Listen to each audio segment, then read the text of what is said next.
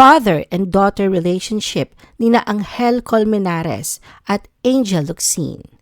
Si Angel Locsin o Angelica Colmenares ay may malalim na ugnayan sa kanyang amang si Angel Colmenares. Sa kabila ng mga pagsubok, lalo na mabulag ang kanyang ama, nanatili siyang mapagmahal at suportado at itinuturing itong inspirasyon sa kanyang buhay.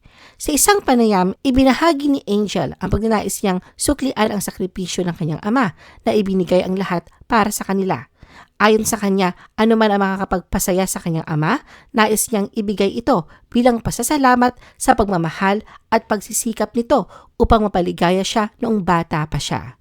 Ipinahayag ni Angel ang panghihinayang na hindi na ipaopera ang mga mata ng kanyang ama noon.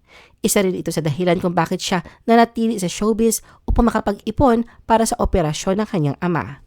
Bagamat tanggap na kanyang yumaong ama ang kalagayan nito noon, hiniling ni Angel na sana ay nakita nitong lumaki ang kanyang mga anak. Walang duda na ibibigay niya ang lahat para sa amang nagbigay ng lahat sa kanila. Samantala, humiling ang pamilya ng pribadong panahon at nagpasalamat sa mga nakiramay sa pagpanaw ni Angel.